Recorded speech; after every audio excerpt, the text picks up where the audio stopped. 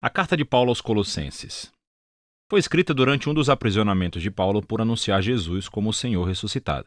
E a carta é dirigida a um grupo de pessoas que Paulo nunca conheceu, que faziam parte de uma comunidade que ele não havia iniciado. Essa igreja em Colossos foi iniciada por um colaborador de Paulo, chamado Epáfras, que era dessa cidade. E Epáfras tinha visitado Paulo recentemente na prisão e lhe deu boas notícias sobre os colossenses. Mas ele também mencionou algumas das pressões culturais que os tentavam a se afastar de Jesus. E assim, Paulo escreveu essa carta para encorajar os colossenses a abordar as questões mencionadas por Epáfras e depois os desafiou a uma devoção maior a Jesus. O conceito e o fluxo da carta são bem fáceis de seguir. O movimento de abertura se concentra em Jesus como o Messias exaltado. Paulo então mostra como seu sofrimento na prisão é para Jesus exaltado. E então ele aborda as pressões que tentam os colossenses a se afastarem de Jesus.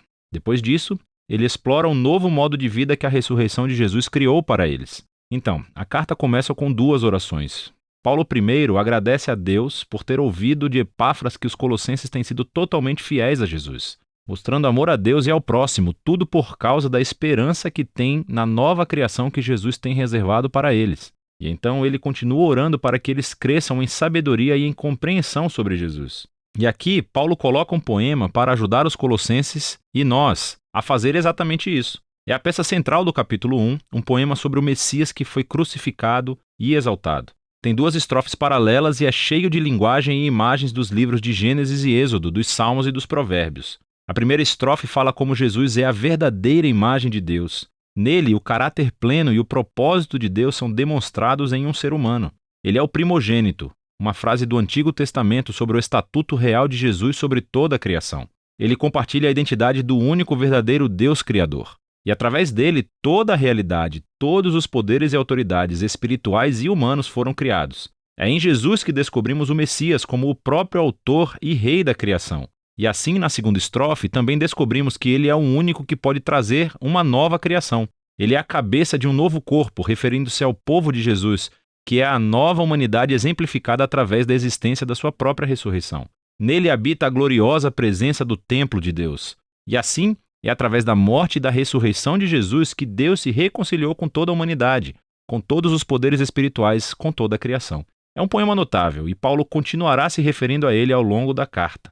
Então, ele primeiro mostra como a verdade desse poema transforma a sua própria experiência de sofrimento na prisão. Ele está sendo punido por anunciar ao mundo grego e romano que Jesus ressuscitado é Senhor e Rei de tudo e de todos. E assim, o seu sofrimento, pensa ele, não é um sinal de derrota, mas sim a maneira dele participar do sofrimento de Jesus como um ato de amor. E desse modo, as suas dificuldades são na verdade motivo de alegria. Ele está preso pela notícia surpreendente que o Messias ressuscitado de Israel está criando uma nova família multiétnica e muito mais. Assim como a glória divina habitava em Jesus, Jesus também habita no meio de sua família internacional. Ou, como Paulo diz, o Messias que está em todos vocês é a esperança da glória. Paulo então aborda as pressões culturais que estão tentando os colossenses a se afastarem de Jesus. Eles foram confrontados com uma combinação de politeísmo místico junto com uma pressão para obedecerem às leis da Torá. Então, todos esses novos cristãos cresceram adorando os vários deuses gregos e romanos que governavam diferentes partes da vida humana.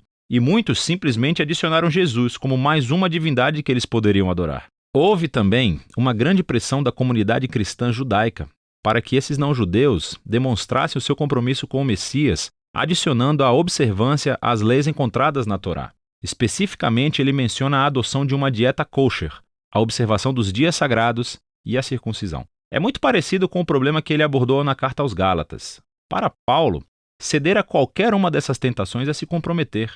Demonstra uma falha no entendimento sobre quem Jesus realmente é e o que ele fez por você. Os colossenses viviam com medo de poderes espirituais e espíritos elementais, como Paulo os chamava. Mas Jesus triunfou sobre estes através da sua morte e ressurreição e libertou os colossenses de qualquer obrigação. Da mesma forma, Jesus cumpriu em nosso nome todas as leis da Torá que, de qualquer maneira, nunca tiveram o poder de transformar o coração humano egoísta. E assim, o que Jesus fez em vida, sua morte e ressurreição, não carece de nada.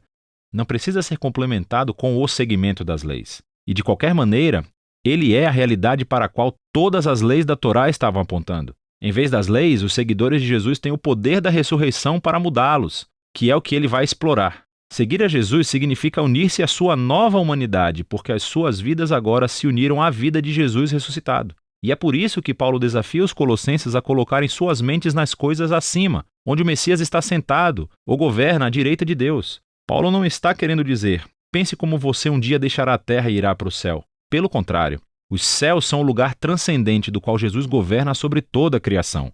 E, a partir daí, um dia ele voltará aqui para transformar todas as coisas. Ou como Paulo diz, quando o Messias é revelado, você também será revelado com ele na glória. Então, Paulo os desafia a viver no presente como os novos seres humanos que eles um dia serão. Ele usa a imagem de sua antiga humanidade caracterizada por uma sexualidade distorcida e um discurso destrutivo. Para os cristãos, essa humanidade morreu com Jesus e foi substituída por uma nova humanidade que é caracterizada pela misericórdia e generosidade, pelo perdão e pelo amor. E essa humanidade transcende as fronteiras étnicas e sociais do nosso mundo, para criar, nas palavras de Paulo, um povo onde não há gregos ou judeus, circunciso ou incircunciso, escravo ou livre. O Messias é tudo e está em todas as pessoas. Paulo então se torna realmente prático e mostra aos colossenses como essa nova humanidade pode existir em uma casa romana do primeiro século, que era uma instituição altamente autoritária onde o patriarca masculino tinha o poder da vida e da morte sobre sua esposa, seus filhos e seus escravos. Não é bem assim em uma família cristã. Aqui, o Jesus ressuscitado é o verdadeiro Senhor. E assim, no Senhor, a esposa permite que o seu marido seja responsável por ela, e o marido está sujeito a Jesus amando a sua esposa e colocando o bem-estar dela acima do seu. Em um lar onde Jesus é o Senhor, os filhos não são objetos, são chamados à maturidade e ao respeito. E os pais devem criar seus filhos com paciência e compreensão. Cristãos que são escravos devem honrar os seus mestres humanos precisamente porque eles não são o verdadeiro mestre. Jesus é. E os cristãos que têm escravos devem entender que esse escravo não é sua propriedade, mas sim um membro do corpo de Jesus a ser honrado e incluído em amor. Aqui Paulo está indo por um caminho muito difícil. Ele está reformulando a instituição romana mais básica em torno de Jesus, que a governa através do amor ao próximo.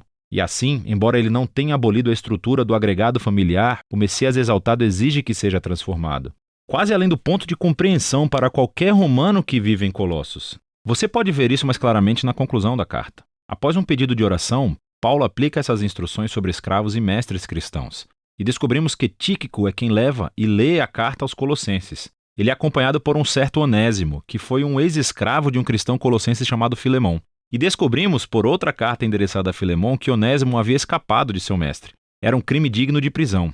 Mas Paulo pede a toda a igreja para saudar Onésimo como um irmão fiel e amado no Senhor. E então, na carta a Filemão, Paulo diz que ele deveria receber Onésimo não mais como escravo, senão como um irmão. Ele termina a carta em grande estilo. Na carta aos Colossenses, Paulo nos convida a ver que nenhuma parte da existência humana permanece intocada pelo domínio amoroso e libertador de Jesus ressuscitado. O nosso sofrimento, a nossa tentação de abdicar os nossos valores, do nosso caráter moral, a dinâmica em poder em nossos lares, tudo isso deve ser reexaminado e transformado. Somos convidados a viver no presente como se a nova criação tivesse realmente chegado quando Jesus ressuscitou dos mortos. E é disso que se trata a carta aos Colossenses.